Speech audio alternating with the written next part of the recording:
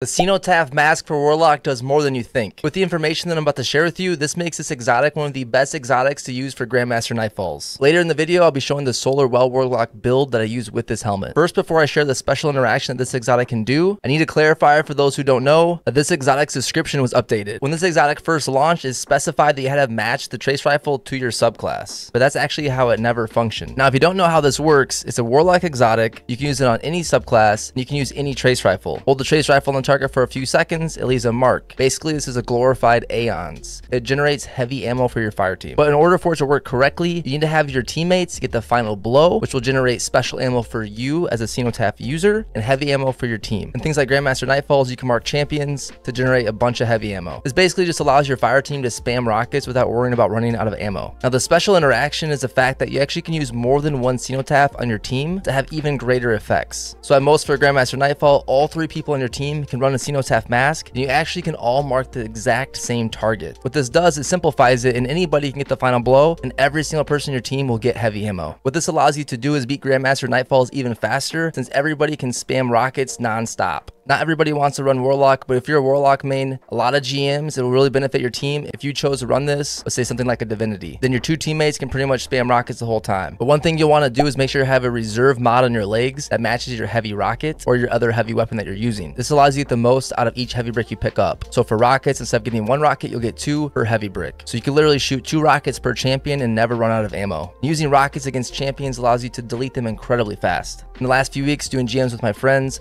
a lot of the GMs, we had at least 2 people with this mask. But this is where it gets a little complicated, and I have some important tips to share. The benefit of running 2, just like if you're running 3, is that even a CENOTAPH user can get heavy ammo for themselves, allowing them to also spam rockets. Now, where it gets complicated is if my teammate and I are both using CENOTAPH, we both mark the same target. If I get the final blow, I'll generate heavy ammo for me and my other teammate who doesn't have the mask, but it won't generate heavy ammo for my other teammate that has a mask. Essentially, I'm nullifying my mask by destroying that target because the mask states that your teammates have to take that final blow. So to be the most efficient with ammo, having that third person who doesn't have the CENOTAPH mask get the final blow will guarantee that all 3 people on your fire team get heavy ammo. The most time, don't worry about it. Everybody can just spam rockets, but once one of the CENOTAPH users happens to get low on ammo, it's important to know this. That way you can focus up and have that third person get finishers or other means to make sure they get that final blow. So I'm going to break down the Solar Well Warlock build that I have been using with this helmet while playing with my friends and also doing Grandmaster helps over on my Twitch stream. Specifically for the Corrupted, since it has Unstoppable and Overloads, I was using Malfeasance for the unstops and this trace rifle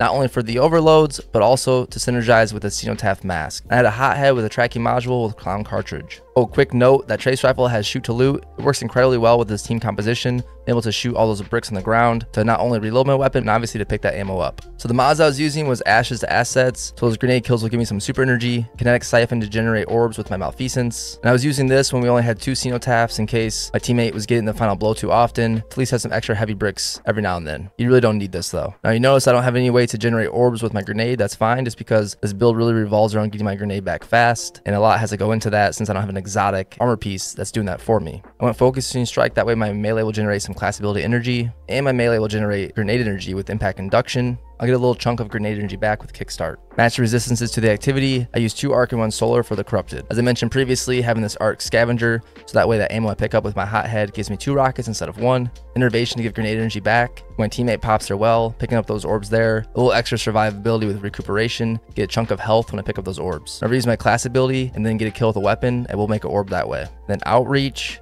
and Bomber to generate both melee and grenade energy when I use my Rift. So pretty much the gameplay loop, I can throw my grenade, I can shoot my melee and cast my Rift to almost get my grenade back. You can use Solar Grenade if you want to kind of control an area, and Fusion Grenade is the best for just damage. Make sure to have Touch of Flame for either one to get the most out of them. I like to use Icarus Dash just to get around quicker. I use Celestial Fire, that way I don't have to be up close to use my melee, but you could opt for this one if you prefer. This one is easier to get ignitions, but with my build I like to use this one to be at a distance to still proc those mods in my arms to get that grenade back. I use Healing Rift, but you could go with Phoenix Dive to get that cure when you dive down. Of course, we have the Well of Radiance. I have Ashes to apply more Scorch. This works with both my melee and my grenade. This allows you to get ignitions easier. Mercy not only gives me 10 resilience, when I pick up a Fire Sprite, I get Restoration. This just allows for extra survivability. Solar Grenades cure you with Resolve, and Searing. Defeating scorched targets grants melee energy, and plus that 10 recovery. So obviously we're using this for those Fire Sprites, but also getting that melee back fast is nice since we have those mods in our gloves to not only get our class ability, but also our grenade back when using our melee. Now, when I was a Gjallarhorn user for the Corrupted, I used Fatebringer to stun the Unstops, and obviously I still have my Path of Least Resistance.